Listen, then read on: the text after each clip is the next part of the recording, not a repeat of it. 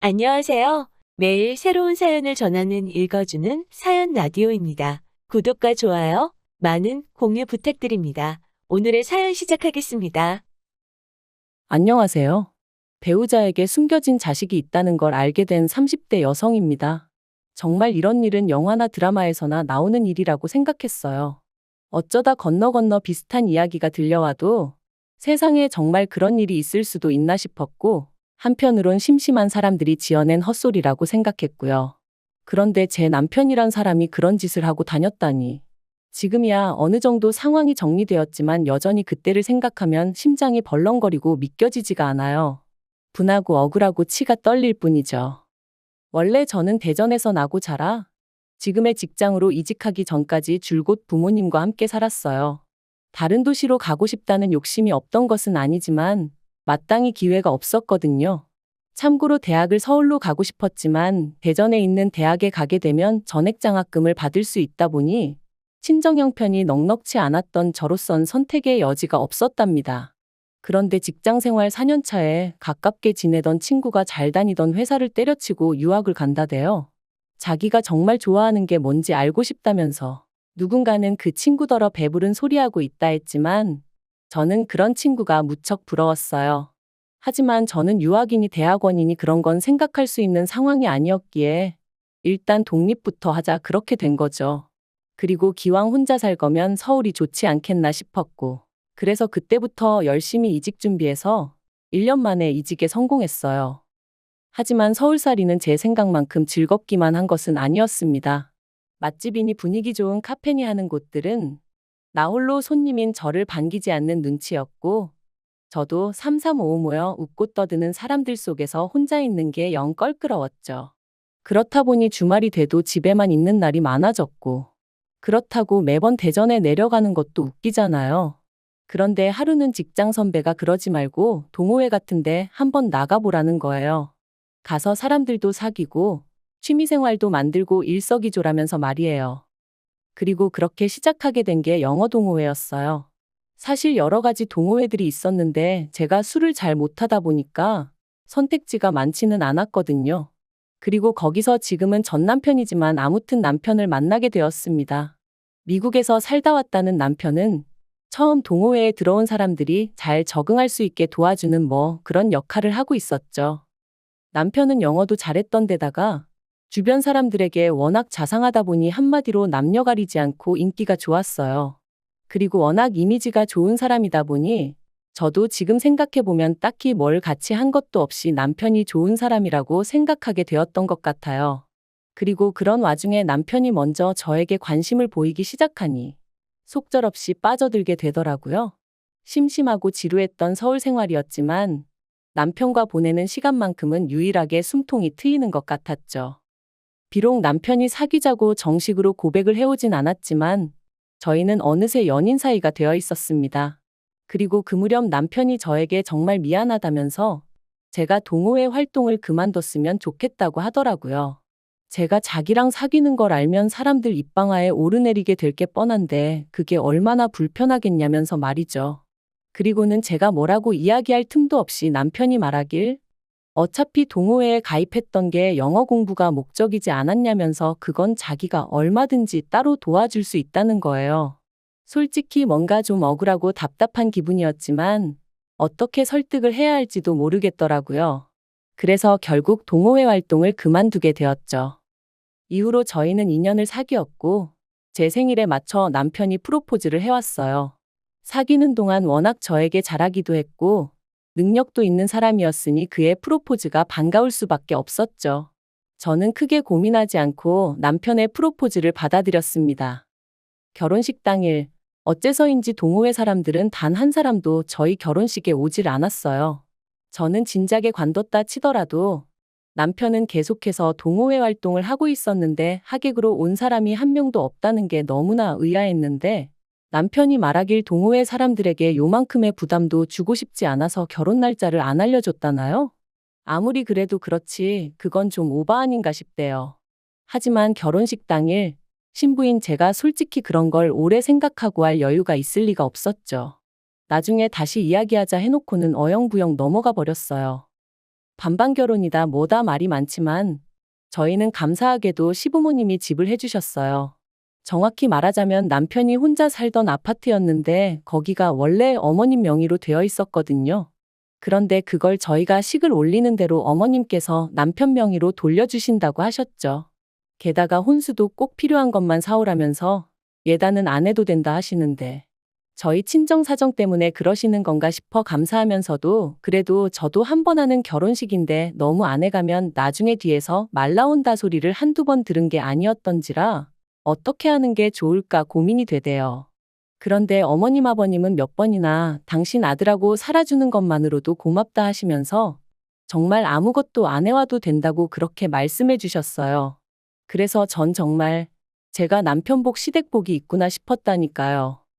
그리고 이후로 저희의 신혼은 정말 제가 상상한 그대로였습니다. 비록 매일매일 특별한 이벤트가 있는 건 아니었지만 사랑하는 사람과 같이 잠들고 같이 눈뜨고 하는 모든 게 행복으로 느껴졌지요. 그리고 결혼한 지 8개월째 되던 어느 날 저는 제가 임신을 했다는 걸 알게 되었어요. 계획보다 조금 이른 축복이긴 했지만 정말 말로 표현할 수 없는 기쁨을 느꼈답니다. 그런데 더더욱 행복해질 거라고만 믿었던 제 믿음은 얼마 지나지 않아 산산이 부서졌습니다. 제가 남편 없이 혼자 산부인과에 다녀오던 날이었어요. 원래는 택시를 타고 오갔는데 그날은 어째서인지 하늘도 너무 파랗고 그래서 버스를 타고 싶은 거예요. 그래서 버스에 올라탔는데 누가 절 보더니 아는 체를 했습니다. 보니까 저랑 비슷한 시기에 동호회에 들어왔던 저보다 2살 어린 여동생이었죠.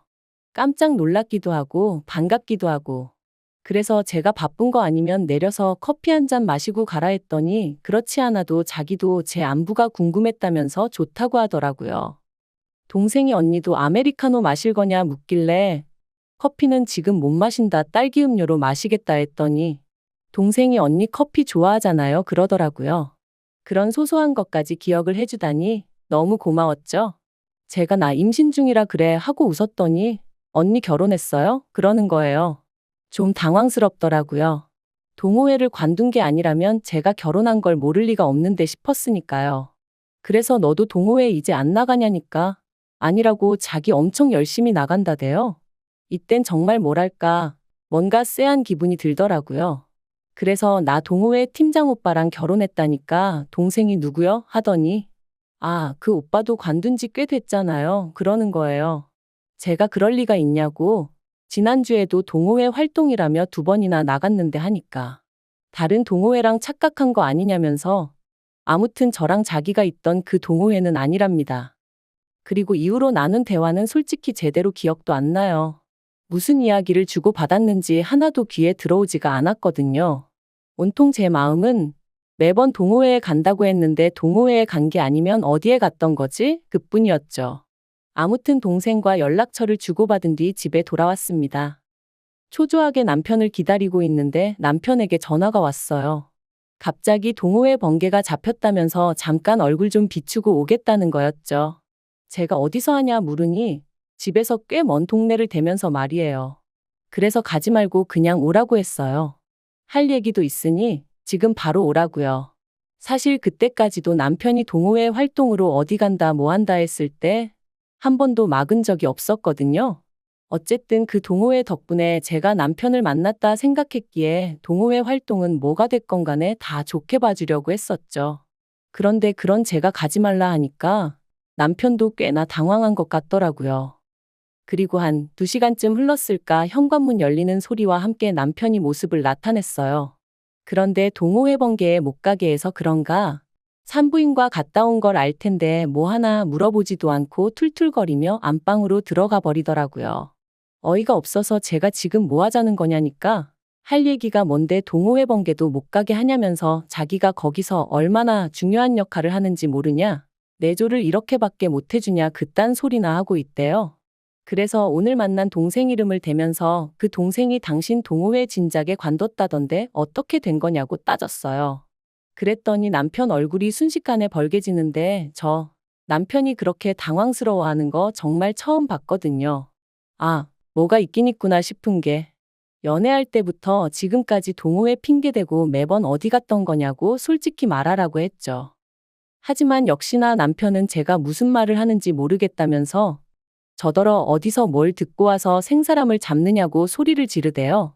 그래서 제가 뱃속에 애가 듣는다고 목소리 낮추라고. 그리고는 아까 만난 동생에게 전화를 걸었습니다. 동생이 전화를 받으니 남편 얼굴이 다시 한번 벌개지대요. 그래서 제가 오늘 그 동호회 뭐 번개 같은 거 하냐니까 동생이 언니 아까부터 이상한 소리만 한다면서 공부하는 동호회의 번개는 무슨 번개냐고 그런 거 없어요 그러더라고요. 그리고 그제서야 남편이 하는 말이 실은 자기가 그냥 자유시간이 필요했다 그런데 제가 괜한 오해를 할까봐 동호회를 팔았다 미안하다 그러더라고요. 어이가 없었죠. 제가 연애하는 동안 남편을 구속하기라도 했으면 모를까? 오히려 주변에서들 남편을 너무 믿는 거 아니냐? 너무 풀어주는 거 아니냐 소리를 들을 정도였거든요. 그런데 무슨 자유시간이 필요했니 어쩌니. 하지만 일단은 더는 뭘 추궁할래도 증거도 없고 그래서 알겠다고 앞으로 거짓말하지 말라고만 했네요. 하지만 여자의 직감이라는 게 이게 다가 아니다 싶었습니다. 그래서 이튿날 남편에겐 말하지 않았지만 회사에 반차를 냈어요. 그리곤 출근하는 척 나갔다가 다시 집으로 되돌아와 남편 방을 뒤지기 시작했네요. 남편을 못 믿어서 남편 핸드폰을 뒤졌다 뭐 그런 이야기를 들을 때면 뭘 그렇게까지 해가면서 살아. 차라리 이혼하고 말지. 그렇게 말하던 사람이 바로 저였는데 스스로 꼴이 우스워 헛웃음이 다 나더라니까요. 그러다 결국 저는 남편의 노트북에서 웬 여자와 아이가 함께 찍힌 사진을 발견했습니다. 그리고 그 여자는 자세히 보니 제가 아는 여자였어요. 저와 마찬가지로 그 망할 동호회에 있던 여자였죠. 다시 동생에게 전화를 걸어 그 여자 인상착의를 말하니 단박에 누군지 알아채대요. 그래서 그 여자 연락처를 알아냈습니다. 여자에게 연락했고 그렇게 알게 된 사실은 충격적이었어요. 여자는 제 존재를 알고 있었는데 실은 저랑 남편이 사귀기 전 자기랑 남편이랑 사귀던 사이였답니다. 결혼 이야기까지 나왔었는데 저희 시부모님이 반대해서 결국 헤어졌다고요. 그리고 얼마 안 있다가 저랑 남편이랑 연애를 시작했고 자기도 그제서야 임신한 걸 알았다면서. 하지만 남편이 저랑은 못 헤어진다 하고 자기는 애 아빠가 필요해서 일주일에 한두 번 만나서 아빠 노릇 해주는 조건으로 관계를 이어가고 있는 거라대요. 그러면서 저희 남편은 아무 잘못이 없고 다 자기가 잘못한 거라는데 이건 무슨 지가 대단한 사랑을 하고 있는 줄 아는 건지 웃기지도 않았죠. 그래서 니들 둘 다 똑같은 XX들이라고 육갑 떨지 말라고 했어요. 그랬더니 자기도 솔직히 저 만나면 하고 싶은 말이 많았는데 참는 거라면서 엄밀히 말해서 자기가 먼저 사귀던 사이니 자기가 본처고 제가 첩 아니냐는 거예요. 이게 미쳤나 싶어서 그럼 네가 나 한번 상간녀로 고소해보라 했습니다. 나는 할 거니까 너도 꼭 해보라고요. 그리고 그날 저녁 아니나 다를까 그 여자로부터 남편도 연락을 받았던 거겠죠.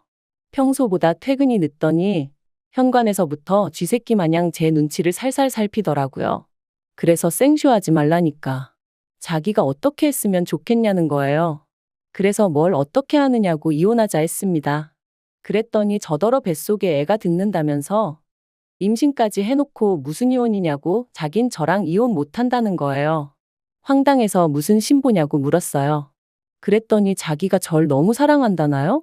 어이가 없어서 이게 무슨 사랑이냐고 개나 줘버리라고 됐다고 했습니다.